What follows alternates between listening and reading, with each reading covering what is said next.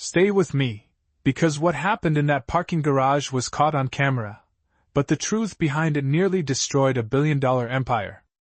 The sound came first, not loud, not dramatic, just a sharp, unnatural interruption in the quiet rhythm of a hospital parking level, the kind of sound that makes people turn their heads without knowing why. Emma Carter froze beside her car, one hand instinctively resting over the gentle curve of her 7-month pregnant belly, her breath catching somewhere between confusion and fear. Fluorescent lights flickered overhead, casting a cold, bluish tint across the concrete floor as footsteps echoed slowly behind her, deliberate, unhurried, confident. Vanessa Cole stepped into view like she belonged there, her heels clicking in perfect rhythm, her expression composed in a way that felt rehearsed rather than natural. Everything about her looked expensive, controlled, intentional, and completely out of place in a space that smelled faintly of oil and disinfectant. Emma didn't step back right away, she didn't need to. The tension was already there, stretched thin between them, something unspoken but fully understood. Vanessa tilted her head slightly, studying Emma not as a person, but as a problem that needed resolution, and when she finally spoke, her voice was calm, too calm. "You really thought this would change anything?" The words landed heavier than the air itself, and Emma's fingers tightened subtly against her coat as she felt a slow, uneasy shift in her chest, the kind that had nothing to do with fear and everything to do with realization. This wasn't a coincidence. This wasn't accidental. This was planned. Emma's mind raced through the last few weeks. The missed calls, the cold dinners, the way Richard had stopped asking about the baby as if it were no longer part of his future, and suddenly, standing there under those flickering lights, everything connected in a way that made her stomach turn. She tried to speak, to ask why, to demand something that made sense, but the words didn't come. Instead, she felt it, that small, familiar movement from within, a soft reminder that she wasn't alone, that there was more at stake than pride or betrayal. Vanessa noticed the gesture immediately, her eyes flicking downward for a fraction of a second before returning to Emma's face, and for the first time, something colder surfaced beneath her polished exterior. "Richard said this was a mistake,"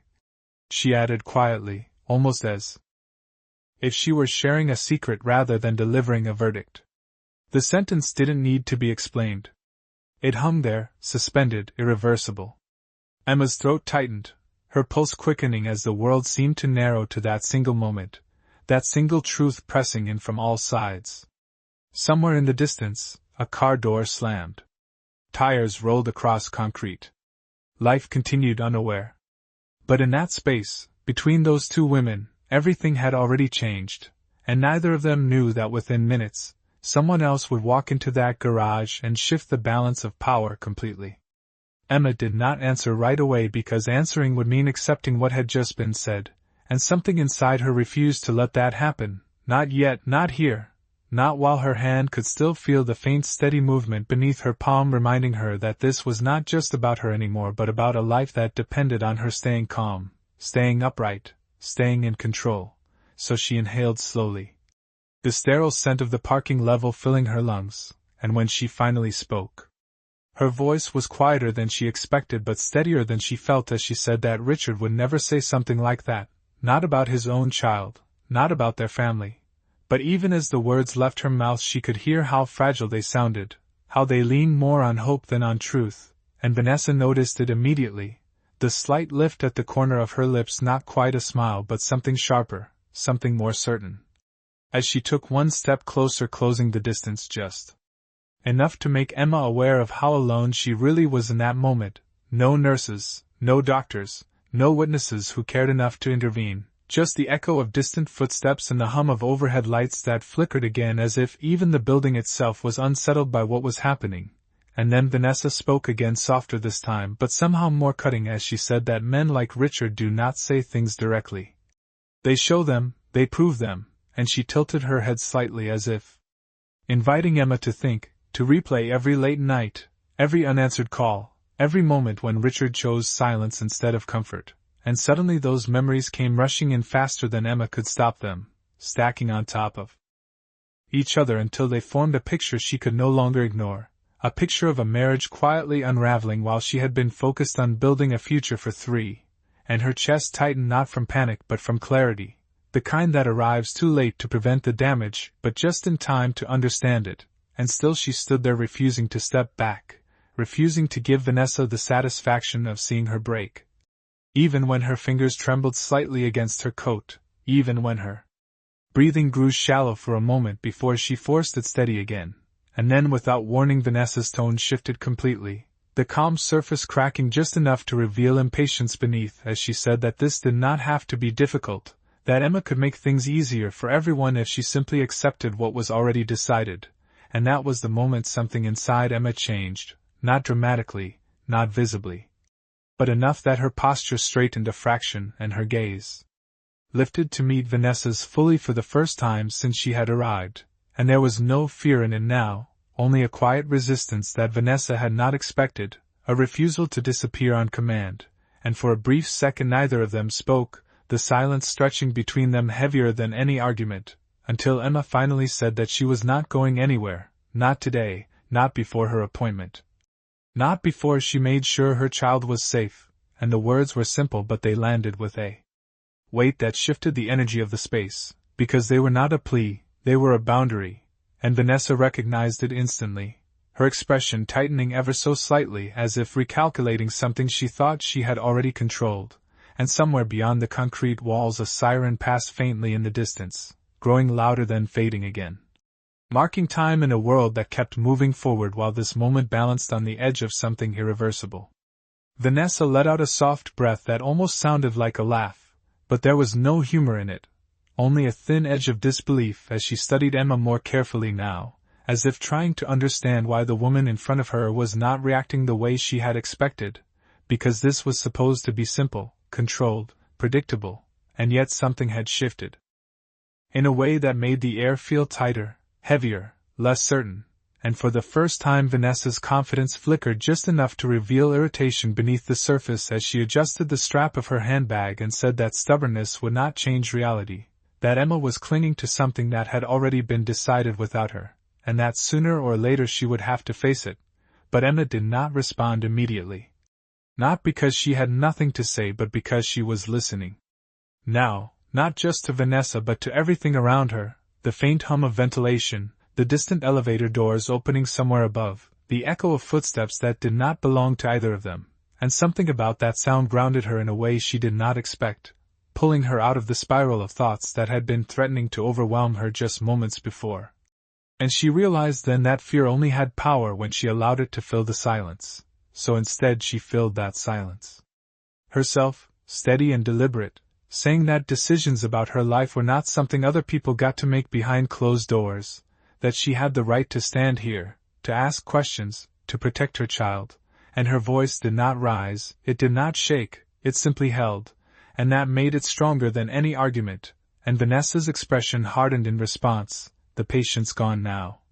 replaced by something colder and more direct as she stepped closer again, close enough that Emma could see the precise line of her makeup, the controlled tension in her jaw, the calculation in her eyes. And when she spoke again there was no softness left, only certainty as she said that this was not about rights, this was about outcomes, and the outcome had already been set in motion long before today, long before this parking garage, long before Emma had even realized something was wrong, and the words carried a weight that suggested planning.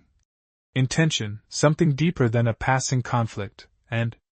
Emma felt it. A quiet realization settling in that this situation had layers she had not yet uncovered, layers that reached beyond a single conversation or a single moment. And just as that thought began to form fully in her mind the sound of an engine cutting off echoed through the level, sharper than anything before, followed by the distinct slam of a truck door that reverberated across the concrete, and both women turned their heads almost at the same time, not out of curiosity but instinct. Because something about that sound did not belong to the quiet tension that had defined the last few minutes, it was too decisive, too final, and then came the footsteps, heavier this time, measured but fast, crossing the distance with purpose that could not be mistaken, and Emma's breath caught for a fraction of a second before she exhaled slowly, because she knew that rhythm, she knew that presence, Even before the figure came fully into view from between the rows of parked cars, broad shoulders, controlled movement, eyes already scanning the scene before he reached them, and in that moment the balance shifted again, not loudly, not dramatically, but undeniably, as Jake Carter stepped into the light. Taking in the distance between his sister and the other woman, the tension in Emma's posture, the unspoken story written across the space between them, and he did not ask what happened, not yet, because men like Jake did not need explanations to recognize when something was wrong. They recognized it in the silence, in the details, in the way a moment held itself together just before it broke, and as his gaze moved from Emma to Vanessa and back again, something colder than anger settled into place behind his eyes.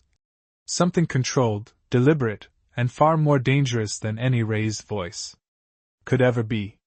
The silence that followed his arrival did not feel empty, it felt controlled, like the air itself had been placed on hold, and Jake Carter did not rush into it, did not raise his voice, did not demand answers the way most people would. Instead he slowed as he approached, each step measured, his eyes moving once across Emma and stopping just long enough to register the small details that mattered, the tension in her shoulders, the way her hands stayed protectively over her stomach, the subtle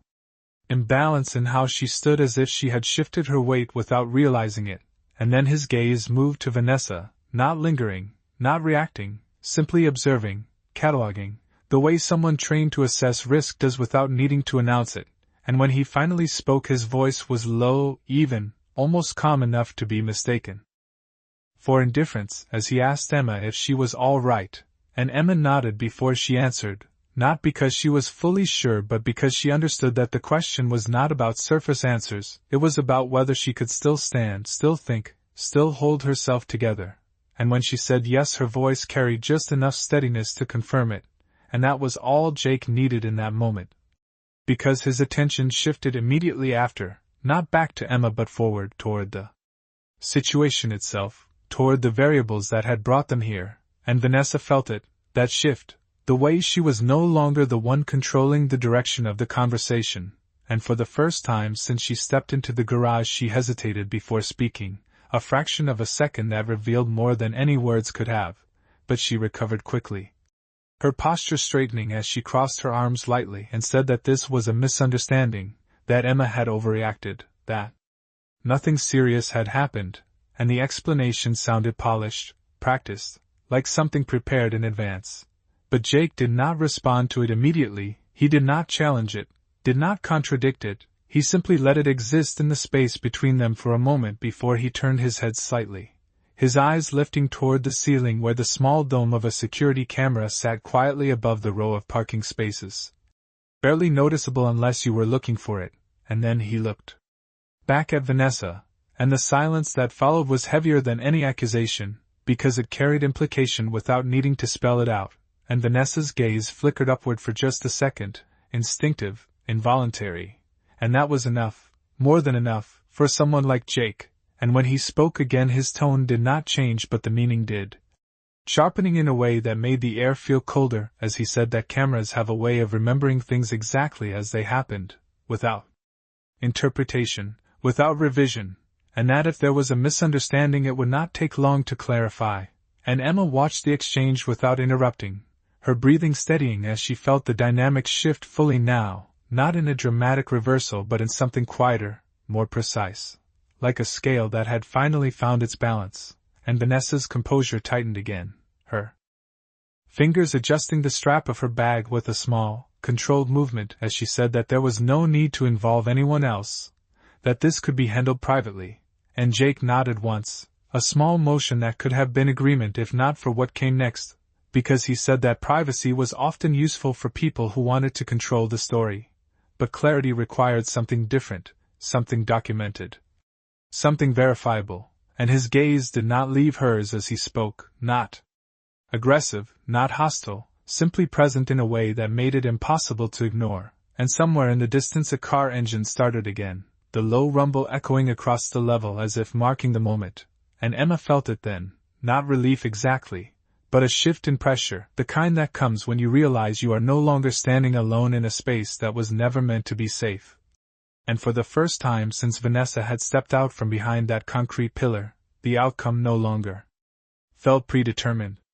Vanessa's silence stretched just a fraction too long, and in that fraction the balance shifted again, not visibly, not dramatically, but in a way that could not be undone, because she understood now that this was no longer a private conversation she could shape or redirect. This was something that had already moved beyond her control, and still she tried. Her voice returning with a careful steadiness as she said that there was no reason to escalate a situation that had clearly been misinterpreted, that Emma was emotional, that pregnancy made people more sensitive to stress, and the words were chosen precisely, designed to sound reasonable, to sound concerned, but underneath them was the same quiet dismissal, the same attempt to reduce what had happened into something small enough to ignore, and Emma felt it immediately, the familiar pattern she had experienced before, the subtle rewriting of reality.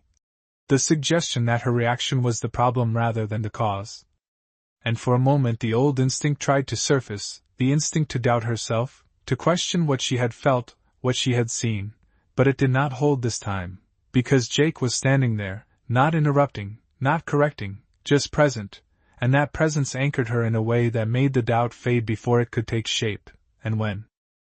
she spoke her voice was quieter than Vanessa's but carried more weight as she said that she knew what she felt, that she knew what had just happened, and that she was not going to pretend otherwise, and the simplicity of that statement made it harder to challenge than any accusation could have been, because it did not rely on argument, it relied on certainty, and Vanessa's expression tightened again,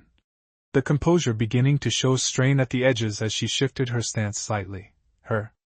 eyes moving once more toward the camera above before returning to Jake, as if recalculating the situation in real time, and then she tried a different angle, her tone softening again as she said that involving recordings and reports would only complicate things for everyone, that reputations were fragile, that misunderstandings could grow into something much larger than they needed to be, and this time the implication was clearer.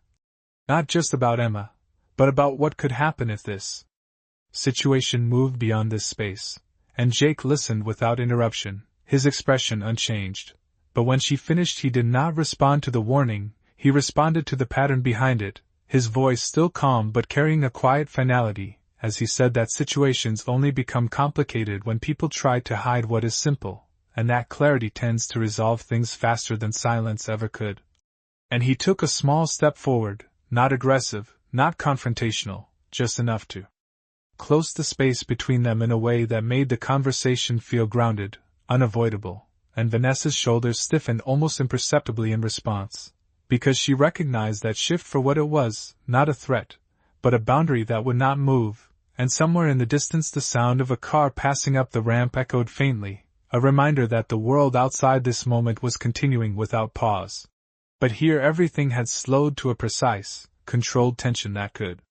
not be ignored, and Emma felt her breathing settle fully now, the earlier tightness in her chest easing just enough for her to think clearly again, to observe rather than react, and she realized then that this was no longer about proving anything in that moment, it was about what would come next, about what would be recorded, documented, remembered, and for the first time since the confrontation began she was not thinking about what she might lose, she was thinking about what she needed to protect, and that shift, quiet as it was, changed everything. For a moment no one spoke, and in that silence something subtle but irreversible settled into place, because Vanessa had run out of angles that relied on charm or suggestion, and what remained was the truth she had been trying to keep just beneath the surface, and she knew it, even if she refused to acknowledge it out loud, and Jake knew it too, not because of anything she said, but because of everything she avoided saying, the careful gaps, the controlled pauses, the way her eyes kept returning to that small camera above them as if it had suddenly become the most important object in the room, and that was when Jake shifted his attention away from her entirely, turning slightly toward Emma, his voice lowering just enough to separate it from the tension around them as he said that they should get her upstairs, that the appointment mattered, that nothing else took priority over making sure everything was all right. And the words were simple but deliberate, a reminder of what actually mattered in the moment that had tried to pull focus elsewhere, and Emma nodded, not because she was eager to leave but because she understood that moving forward did not mean backing down, it meant choosing where the real fight would happen, and as she adjusted her grip on her bag and took a careful step toward her car, the sound of approaching footsteps echoed again from the far side of the level, lighter this time but hurried. Followed by a voice calling her name, and both Emma and Jake turned as Richard Langford appeared between the rows of vehicles, his expression tight with urgency. His eyes moving quickly from Emma to Vanessa and then to Jake as if trying to piece together a situation he had already sensed was slipping beyond his control, and he did not slow as he approached, did not hesitate, his voice cutting through the space with a controlled sharpness as he asked what was going on. But he did not direct the question to Emma, not first, his attention landing on Vanessa. As if expecting her to provide the version of events he preferred, and Vanessa responded immediately, her tone shifting back into something polished and composed as she said that it was nothing, just a misunderstanding, that Emma had gotten upset and things had escalated unnecessarily, and Richard nodded slightly as if that explanation fit into something he had already decided to believe, and then he turned to Emma, his expression softening just enough to appear concerned as he asked if she was all right, but there was a distance in the question. A lack of urgency that Emma felt immediately, the difference between someone checking a situation and someone truly fearing for it, and before she could answer Jake stepped forward just enough to shift the line of sight, not blocking Richard but altering the dynamics so that the conversation could no longer move past him without acknowledgement, and when he spoke his tone remained even, controlled, but carried a weight that made Richard pause mid-breath as he said that Emma had just come from her medical appointment and needed to go back upstairs, and that any discussion about what happened would be based on documented facts, not assumptions, and the phrasing was precise, intentional, and Richard's eyes narrowed slightly as he processed it, his gaze flicking briefly toward the camera above before returning to Jake with a new level of attention, because there was something in the way Jake spoke that did not fit into the role Richard expected him to play, not just a concerned relative, not just an outsider, but something closer to authority, and that realization did not fully form yet, but it was there, beginning, and Emma saw it, felt it, the first crack in a narrative that had been controlled for far too long, and as the four of them stood there in that dimly lit space, the air thick with unspoken calculations, one thing became clear in a way that none of them could ignore anymore. This was no longer a private misunderstanding, this was the beginning of something that would not stay hidden. Richard did not respond immediately, and that hesitation, brief as it was, said more than any denial could have, because for the first time since he entered the garage he was no longer certain he understood the full shape of the situation in front of him, and that lack of certainty did not sit well with a man who built his life on control, on knowing, on staying one step ahead of everyone in the room, and his eyes shifted again, this time more deliberately, taking in Jake not as an inconvenience but as a variable he had not accounted for, and when he finally spoke his tone was measured, controlled, but edged with something sharper as he asked who exactly Jake thought he was to step into a private matter and dictate how it would be handled, and the question hung in the air, not loud, not aggressive, but carrying the quiet authority of someone used to being obeyed, and Vanessa visibly relaxed at his words, just slightly, as if the familiar structure of power had returned, as if the situation was slipping back into a pattern she recognized, but Jake did not react to the challenge the way Richard expected, he did not push back, did not raise his voice, did not attempt to match authority with authority, instead he simply reached into his jacket and pulled out a slim black card, holding it between two fingers for just a second before handing it forward, and Richard took it almost automatically, his eyes dropping to the print before returning upward, and something shifted again, more clearly this time, because the title on that card did not fit the role he had assumed, did not match the version of reality he had been operating under, and for a moment his expression held, caught between recognition and recalculation. As if a piece of information had just forced him to redraw the entire map in his head, and Jake spoke then, not loudly, not with emphasis, but with the kind of precision that left no room for misinterpretation as he said that he oversaw security operations for multiple properties connected to Richard's corporate network, including the structure they were currently standing in, and that meant any incident within that space fell under his responsibility whether it was considered private or not. And the words landed with a weight that did not need explanation, because they redefined the situation instantly. shifting it from personal conflict into documented incident, from controlled narrative into recorded fact, and Vanessa felt it immediately, her composure tightening again as her gaze flickered once more toward the camera above before returning to Richard, but this time there was something different in her eyes, not confidence, not control, but calculation mixed with the first trace of concern, and Richard looked at her, then back at Jake, then briefly at Emma as if trying to locate where the center of the situation now stood, and it was no longer where he had left it, and Emma saw that realization form in real time, saw the moment he understood that whatever he had expected to manage quietly was no longer contained, and she felt something shift inside her in response, not triumph, not relief, but a steady clarity that replaced the confusion she had carried earlier, because now the lines were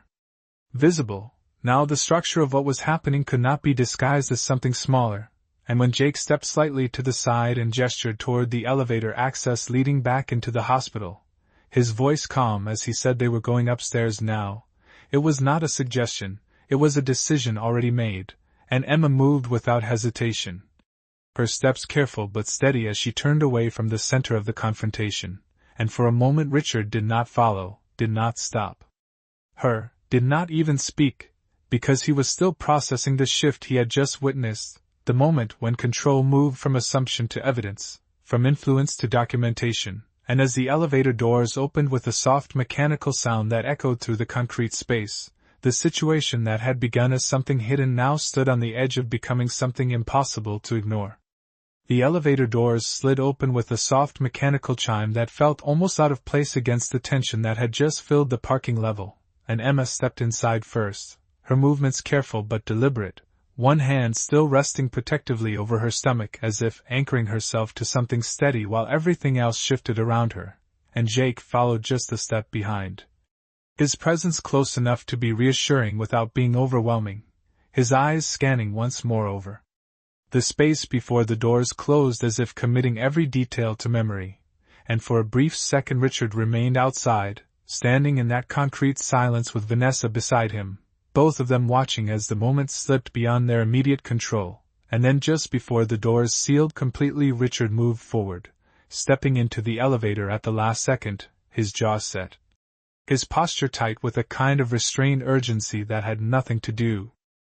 with concern and everything to do with control, while Vanessa did not follow, her heels remaining planted on the garage floor as she watched them ascend, her expression no longer confident but calculating, already shifting toward what came next, and as the doors closed fully the sound of the elevator motor hummed softly, carrying the three of them upward through the structure, away from the isolated tension of the parking level and into a space where everything would be harder to contain, and for a few seconds no one spoke, the silence filled only by the faint vibration of the lift and the distant echo of hospital activity above, and Emma focused on her breathing, slow and even, feeling the subtle movement within her again, grounding herself in that rhythm as the numbers above the door ticked upward one floor at a time, and then Richard spoke, his voice low but controlled as he turned slightly toward Jake, asking how long he had been involved with the company's security operations. The question framed as casual but carrying a deeper intent, an attempt to assess, to measure, to regain some understanding of the man who had just disrupted his expectations, and Jake answered simply, giving no more information than necessary, his tone neutral, factual, offering nothing that could be reshaped or redirected, and that lack of excess detail only seemed to sharpen Richard's attention further, because it left no openings, no weaknesses to exploit, and Emma listened without turning, her eyes fixed ahead as the elevator continued its ascent, but inside her something had settled into place, a quiet realization that this conversation was no longer about explanations or apologies, it was about positioning, about what would be said next and where it would lead, and when the elevator slowed and came to a stop the soft chime echoed again as the doors opened onto the hospital floor. Bright lights replacing the dim concrete shadows, the scent of antiseptic and clean air immediately cutting through the heaviness they had carried with them, and Emma stepped forward into that space without hesitation, her pace steady as she moved toward the reception desk, because now there were witnesses, now there were records, now there was a structure that did not bend easily to private influence, and behind her Richard followed, his expression shifting slightly as he took in the environment, the people, the potential visibility of everything that might unfold here, and Jake remained just a step back, his presence unchanged, quiet but constant, as if he had already moved past the confrontation itself and into what would come after it. And somewhere down the hallway a nurse called out a name, a monitor beeped steadily, footsteps moved with purpose, and life continued in a way that made one thing unmistakably clear. Whatever happened next would not stay contained in silence, not here, not anymore. The receptionist looked up as Emma approached, her professional smile softening instantly into something more attentive when she took in the situation without needing it explained, the way Emma held herself, the tension in her shoulders, the presence of two men behind her who did not belong to the quiet routine of scheduled appointments, and she asked for Emma's name and date of birth in a calm, steady voice that felt grounding in a way nothing else had in the last few minutes, and Emma answered, her voice clear, each word deliberate as if speaking them out loud anchored her more firmly in the moment, and as the receptionist typed into the system the soft clicking of keys echoed gently against the polished floors, blending into the ambient rhythm of the hospital, the distant hum of machines, the quiet murmur of conversations behind closed doors. The steady pulse of a place built to handle emergencies without panic, and that contrast made everything that had just happened feel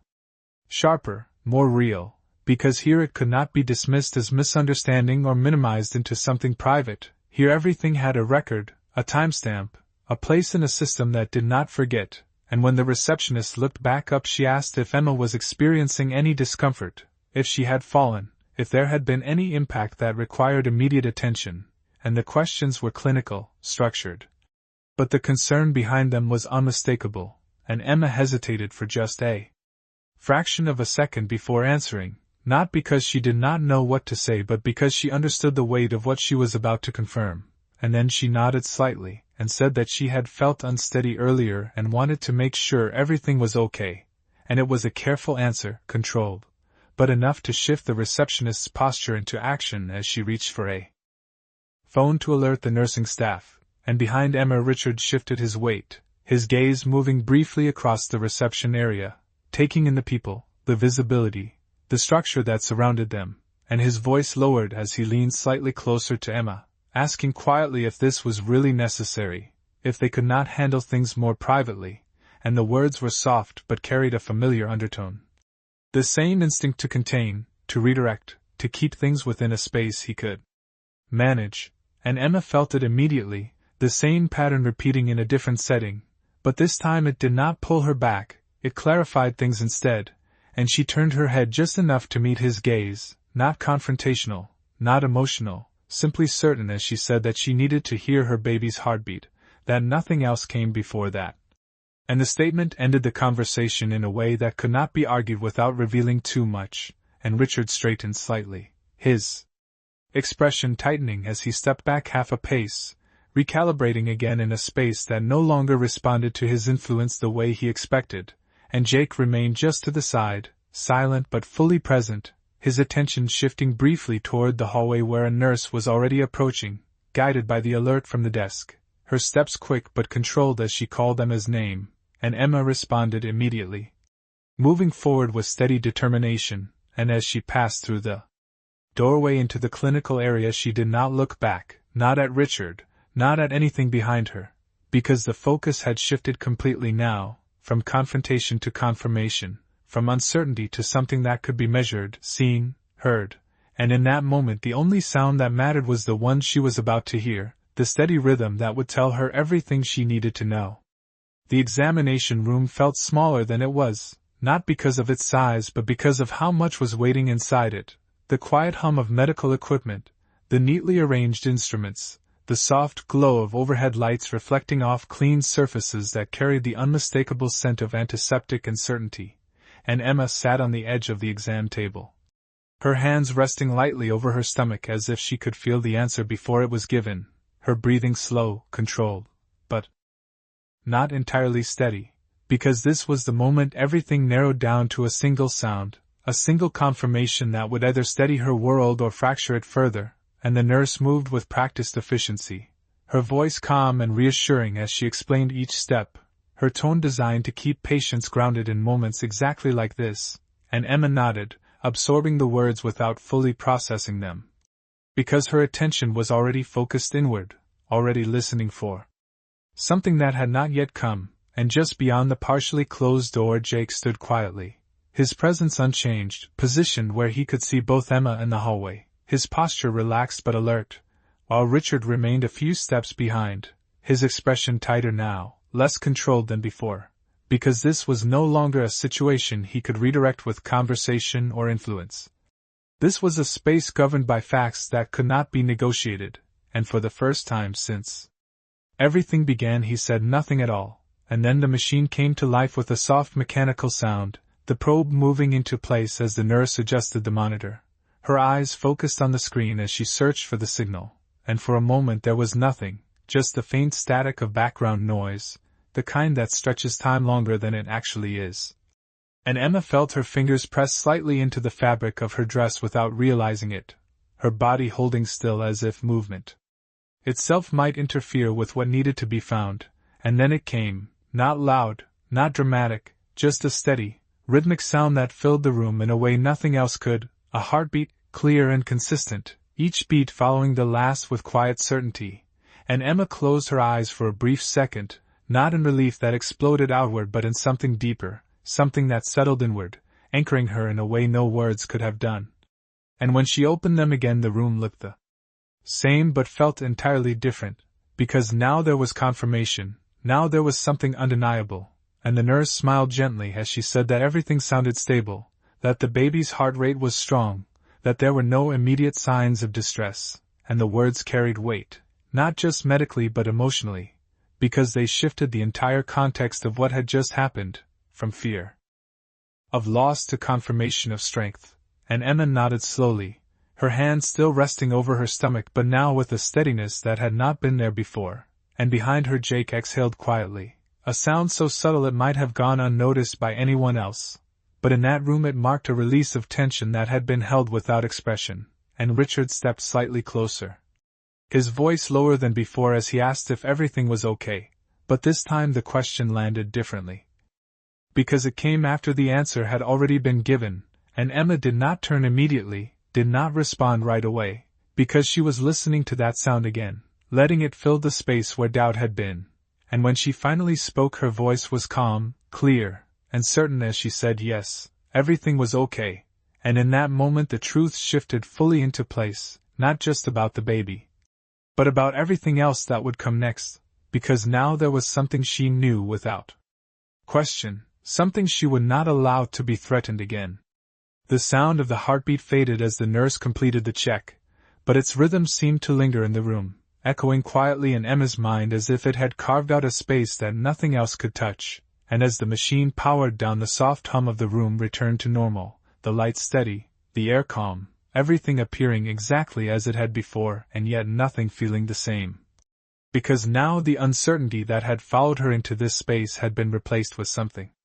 solid, something that could not be dismissed or reinterpreted, and that changed the way she sat, the way she breathed, the way she looked ahead without hesitation, and the nurse stepped back slightly, offering a reassuring smile as she noted the results on the chart, her pen moving with quiet efficiency as she documented what had just been confirmed, and that act of writing, simple as it was, carried a different kind of weight.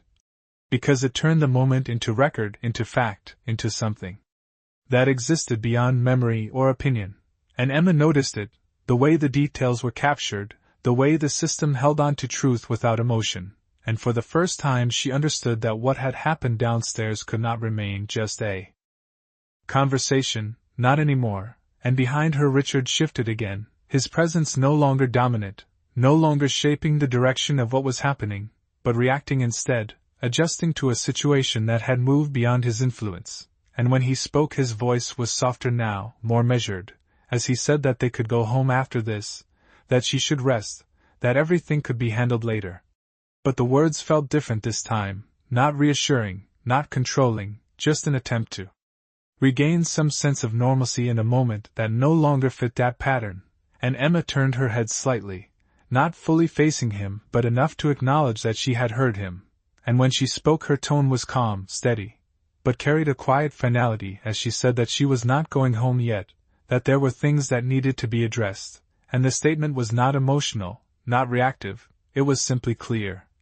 And that clarity created a pause that lingered in the space between them.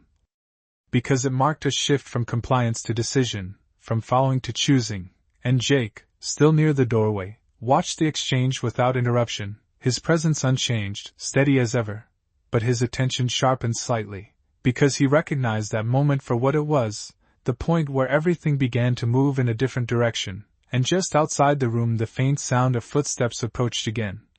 followed by a soft knock on the doorframe as a hospital administrator stepped into view, her expression professional but serious as she addressed Jake by name, confirming that security had already begun reviewing the footage from the parking level and that there were procedures that needed to be followed, and the words landed with quiet precision, because they turned possibility into action, turning what could have been contained into something already in motion. And Richard's gaze shifted immediately toward Jake, the realization deepening as the structure of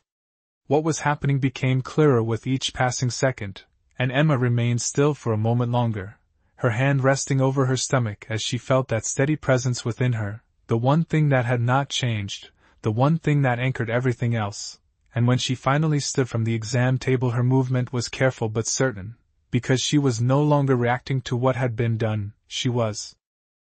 stepping forward into what would be done next, and in that quiet, controlled space, the beginning of that shift was unmistakable.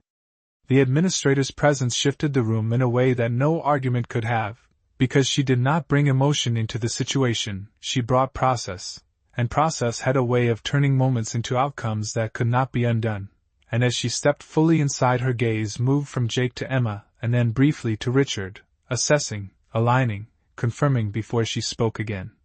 Her tone professional but firm as she explained that the incident in the parking level had already been flagged through internal security protocols and that any recorded footage would be reviewed in accordance with hospital and corporate policy, and the words were clear, structured, leaving no space for reinterpretation. And Emma felt something settle deeper inside her as she listened, not relief exactly but a sense that what had been uncertain was now moving forward on its own. No longer dependent on what anyone chose to admit or deny, and Jake nodded once, acknowledging the update without elaboration, because he already understood what that meant. He understood timelines, documentation, chain of custody, and he did not need it explained, and Richard remained still for a moment longer, his posture rigid, his expression carefully controlled but no longer confident, because the situation had moved into a space where influence did not operate the same way, and when he finally spoke his voice was quieter, measured, as he asked if there was any way to keep the matter internal, contained within the organization. But even as he said it, the question lacked the authority it once carried, and the administrator responded without hesitation, her tone unchanged as she said that all incidents involving patient safety were subject to review regardless of preference, and that transparency was part of the protocol, not an option, and the clarity of that answer left no room for negotiation. And Emma watched the exchange without interruption, her attention focused not on the tension between them but on what it represented, the shift from control to accountability, from assumption to record. And for the first time she understood that the outcome of this situation was no longer something that could be quietly adjusted behind closed doors. It was already moving through systems designed to preserve facts, and as that realization settled in, she turned slightly toward the administrator, her voice calm but steady as she confirmed that she wanted everything documented, that she did not want anything dismissed or minimized, and the statement was simple but carried weight, because it aligned her fully with the process now in motion, and the administrator nodded in acknowledgement, making a brief note on her tablet before stepping back toward the door. Her role in the moment complete but the process she initiated continuing beyond it. And as the door remained open the sounds of the hospital filtered in again, footsteps, distant voices, the steady rhythm of a place that handled truth in structured ways, and Jake stepped slightly closer to Emma, not touching, not interrupting, just present in a way that reinforced what had already been established, and Richard stood where he was, his gaze shifting once more between them. Between the reality he had expected and the one now unfolding in front of him, and Emma met his eyes for just a second, not with anger, not with accusation, but with something far more final, a quiet clarity that no longer needed his understanding to exist, and then she turned away, because what mattered now was not what he believed, but what would be proven, and in that moment the outcome was no longer a question waiting to be answered, it was a process already underway. The room felt quieter after the administrator stepped away, not because the sounds of the hospital had disappeared but because the uncertainty that once filled the space had been replaced with something far more decisive, something that did not need to be spoken aloud to be understood, and Emma stood there for a moment longer, her hand resting gently over her stomach, feeling the steady reassurance beneath her palm. The same rhythm that had grounded her just minutes ago now echoing through her thoughts with a clarity that left no room for hesitation, and she took a slow breath before stepping forward, moving past Richard without waiting for him to speak, without needing permission or explanation, because the direction of everything had already changed, and Jake followed beside her, not leading, not guiding, simply present, a quiet constant that did not demand attention but reinforced it. And behind them Richard remained still for a second longer than he intended, his posture caught between reaction and restraint because, for perhaps the first time, he understood that this was no longer a situation he could correct with words or influence. This was something already set into motion beyond him, and when he finally moved it was not with authority but with uncertainty, his steps slower, his gaze unfocused as he tried to reconcile what had just unfolded with the version of control he had always relied on, and Emma did not look back. Not out of anger, not out of defiance, but because there was nothing left behind her. That required her attention, and as she walked down the hallway the sounds of the hospital continued around her, nurses calling out updates, monitors maintaining steady rhythms, footsteps moving with purpose, and for the first time that environment did not feel overwhelming, it felt structured, reliable, a place where truth did not shift based on who spoke the loudest, and that realization settled into her with quiet strength. Because it meant she no longer had to fight to be heard, she only had to stand where the facts would speak for themselves, and Jake glanced once toward her, not asking questions, not offering reassurances, because he understood that what mattered had already been established, and Emma met his gaze briefly, a small acknowledgement that carried more than words ever could, a recognition of what had been protected, what had been revealed, and what would come next. And as they reached the end of the corridor where natural light filtered in through tall windows,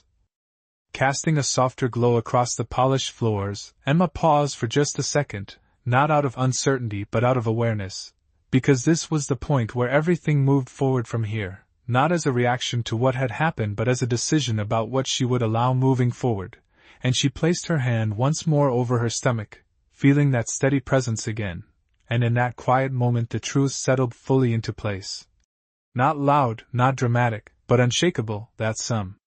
people do not lose control because they are overpowered, they lose it because the person they underestimated finally stops accepting less than the truth.